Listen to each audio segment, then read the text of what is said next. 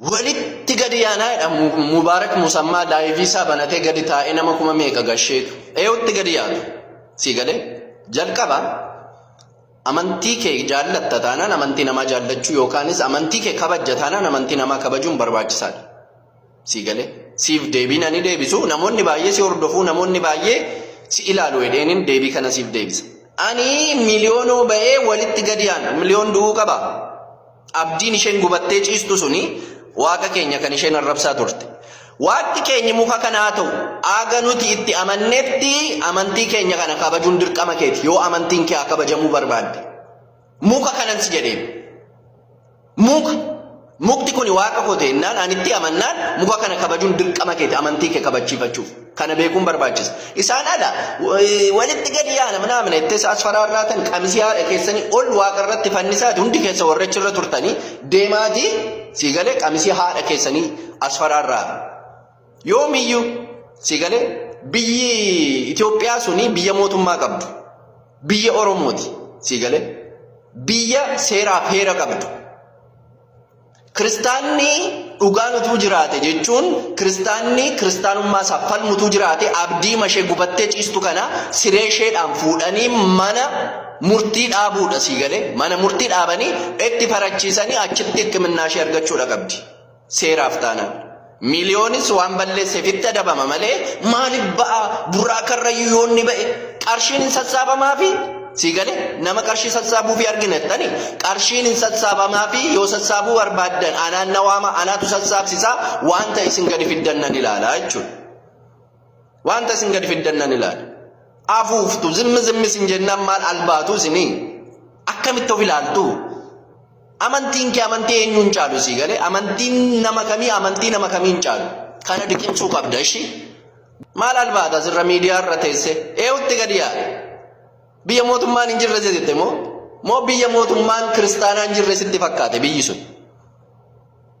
Yenna haasoftanii itti yaada haasaa sii galee haati abdiin immoo abdiin isheen gubattee haati manaasaa maaliif akka isheen ibidda sana zayita sanatti naqxee gareen shaadaa bareechee ni beeka. Gareen shaadaa baasuu hin dandeenye anatu gadi baasa san dhaga'eerra sii galee dhugaa jirtu viidiyoo kanatti aanutti intalli sun maaliif mucaa kanatti zayita naqxe jedhu isin erga baasuu hin dandeenye anatu gadi baasaa viidiyootti aanutti na eeggadha.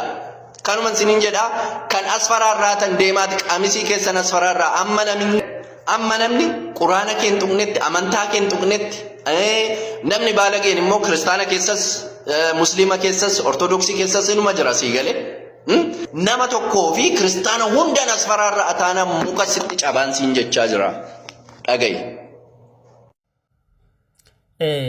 Baay'ee gadi buute akka malee ammallee irra deebiin sitti himaa ati leveliin haalli fi amalli kee leveliinsaa amma ta'e tokko bareedaa ture sooshaal miidiyaa kanarra. Keeniyaa marraati gara Kanaadaa madhaxxee ammuma kanaa wanni taate jechuun ammuma kanaa baalagummaa keessa ammuma kanaa baalagattee soolan. Baalagummaan sirraa bareedaa soolan. Maal yoo baalagummaa kana gadi hir'iste maal inni akkasitti taasisu? Wanti itti ammaasutu waan biraa. Wanti Mubaarak jedhe waan biraa. Namni Mubaarak jedhe nama biraa. Akkaataan ati itti fudhattee as baate akka biraa. Akkasaa anati sitti maa qalbiin dhaggeeffadhu. Si hafa hubannoon akkatti waa hubatan akka malee si hafa. Jijjiiramni bakka baay'ee si jijjiire eenyummaa. Arra kan akkas taate boor eenyummaa keessi dagattee amantii keessi dagattee oromummaa irraa baate yookaan pheenxee yoo taate pheenxummaa irraa baate faranjoomuun kee nafu bakka. WhatsApp jechuun kee nafu dhaqee. WhatsApp jechuun kee nafu. Akka amma deemtu kanatti. Akka ammatti deemtu sirrii miti. Jalqaba abdiitiin ati maal jette amma ishee kan namni nama jedhu waa sadiiti. Tokko dubartootaani ishee jedhanii oomaman inuma jira. Waa sadiif namni jecha ishee jedhu fayyadama. Tokko dubartii ta'uu, lama nama tokko yoo jaallatan naannoo ani dhaladhee ati dhalatte naannoo nuti dhalanne sana hawaasni nuun keessaa baane suni buchee koo saree koo waan akkasii fa'a. Akkasuma nama jaallatu namni sheedhee waama. Inni sadaffaanii tuffiidha. Atamma abdiitiin tuffiin akkasitti. Mubaarakiini akka dhiiraatti waamtee abdiitiin akka dubartiitti waamte xiqqeessite. Dhiirummaan rarraafachuudha yoo ta'e akkuma itti rarraafatte rarraafatee jira. Akkuma Mubaarak rarraafate innis rarraafatee jira. Si galee? Kanaaf tokko kana. Inni kan biraan wanti si jedhu Mubaarakii walitti gadi yaana jedhee. Dhaqiitii qoloo haadha kee fannisiitii akkas godhi. Qoloo haadha kee. Maali baalagummaan amma kanaa keessaa barteetti baalagummaa kana? Hawaasni itti keessaa dhalatte akkas nama hin jedhu bara. Maali baalagummaan amma kanaa daangaa dabarfate soolan? Eenyuunidha kan inni jedhe? Qaamni inni jedhe warroota garee wangeelaa si galee garee wangeelaa jedhanii mucaa kanaa mana hidhaa keessaatii baasnaa abukaatoo taanee jedhe nama amantaa keenya rabse warri mana hidhaa sana keessaa baasna jettan walitti gadi yaana isin duukaa jedhe qaama sana laallata. Atis yoo isaani ta'e nabsu ishee garaagarummaan qabdan tokkodha isaan duukaa jechuudha. Yoo atis qaama sana dhatee kanaaf si oksisa bakkichi. Yoo garuu ati qaama sana miti ta'e maaf saayilentii hin taaneeti. Kanaafin yeroo hedduu ati jibba muslimootaa qabda muslimoota jibbita kan hin jedhu kanaaf bara. Irra deddeebi'ee kan hin akkas jedhu kanaafin.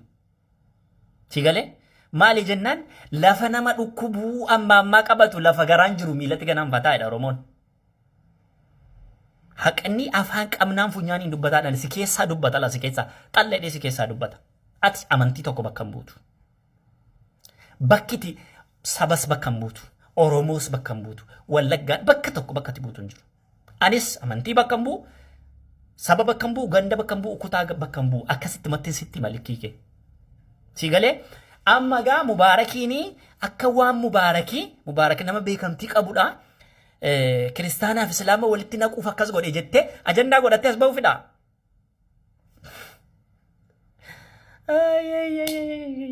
Maarkeettiin kana baay'ee rakkisadha.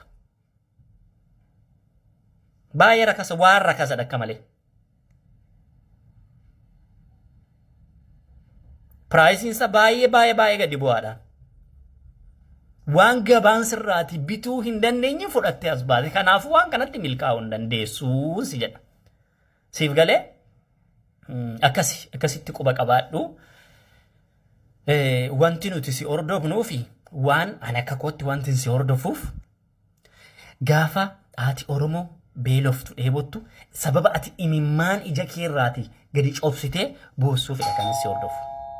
Malee haalaa fi amalli kee akka durii mitati. Akka durii miti garuu torbee yeroo muuraa ji'uma lama keessatti akkas jijjiira maalibboo? Soolan sirrii miti kun.